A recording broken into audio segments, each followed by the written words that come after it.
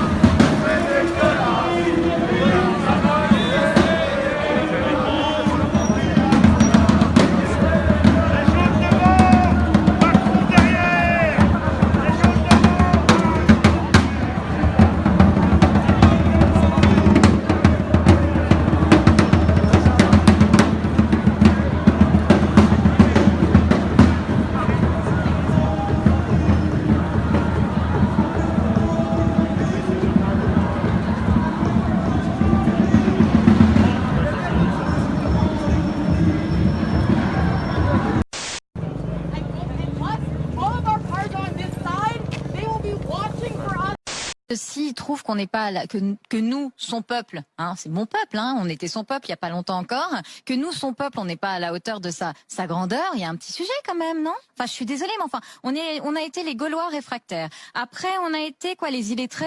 Il suffisait quand même qu'on traverse la rue pour trouver un job, mais on était trop cons pour le faire.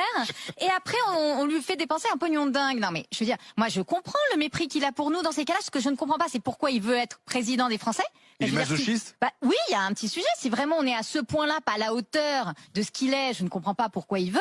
Et je ne comprends pas non plus pourquoi il voudrait y retourner. Parce que du coup, en 2022, c'est pas la peine, parce qu'on n'est pas à la hauteur de sa grandeur. Donc voilà. Et alors, par ailleurs, pardonne-moi, mais qui est-ce qui a fait la une du JDD, là, il y a pas longtemps, pour dire que c'était le bordel inacceptable sur la vaccination? Lui-même est un peu procureur ? Alors, donc il est bien français, en fait, Emmanuel Macron, puisqu'il fait partie de ses procureurs. Mais vous m'avez dit que le vaccin ne bloquait pas la contagion. C'est vrai. Mais bon, il faut aussi vacciner les personnes en bonne santé parce que l'on ne sait pas si le vaccin fonctionne sur les personnes à risque. Mais quoi ? Pfizer Biotech a dit qu'il était efficace à 90%. Ouais, c'est vrai. Mais bon, il a été testé sur des personnes en bonne santé, pas sur les immunodéprimés. Sinon, ils n'auraient jamais pu annoncer 90%. Donc vous êtes en train de me dire qu'on vaccine dans les EHPAD en ne sachant absolument pas si le vaccin sera efficace sur les personnes à risque ou en fin de vie. Ils sont donc des cobayes. Bah ouais. De toute façon, c'est la vaccination ou rien. Hein. Mais le virus a déjà muté, comme en Grande-Bretagne ou en Afrique du Sud. Est-ce que le vaccin risque d'être inefficace ? Bon, les experts affirment, sans recul, que le vaccin demeure efficace. Puis si le virus mutait trop, suffirait à Pfizer de refaire un vaccin. Ils ont dit qu'il leur faudrait moins de 5 semaines. Il suffira de se revacciner pour chaque mutation, tous les 3 mois ou tous les 6 mois. Mais vous m'avez dit qu'il y avait des traitements préventifs. Ah oui, mais ils sont interdits. C'est le principe de précaution qui doit primer. Il était plus prudent d'interdire la chloroquine pour laquelle nous n'avons que 70 ans de recul et 1 milliard de patients. Il était irresponsable donc de la prescrire à des patients Covid sans faire auparavant des tests en double aveugle. La piste du vaccin expérimental à ARN messager était donc la plus prudente. Expérimental ? Mais vous m'avez dit que le vaccin est sans risque. Ouais, c'est évidemment sans risque.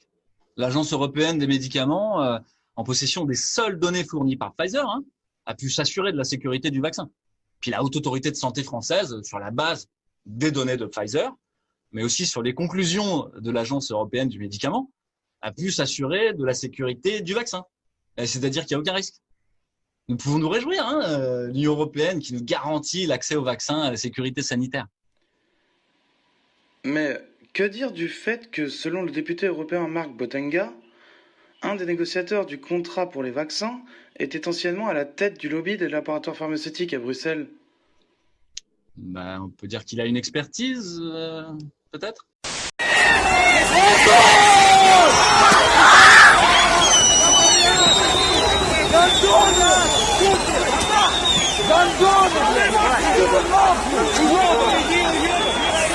Ça fait des mois qu'on demande l'accès au contrat. J'y suis allée la semaine dernière. Franchement, j'ai fait 6 heures de train pour aller dans cette salle de lecture. Et alors, je regarde les chiffres parce que c'est légitime. Et vous l'avez souligné, Madame la Ministre. Moi, je voulais savoir combien on donnait à chaque labo.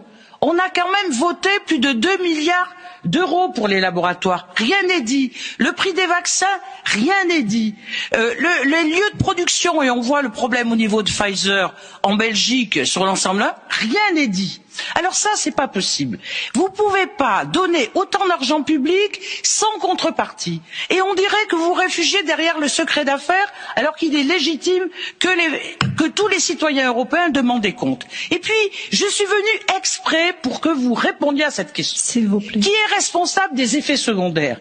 Si je me fais vacciner demain et que j'ai une paralysie faciale, à qui je m'adresse? Aux États, aux labos?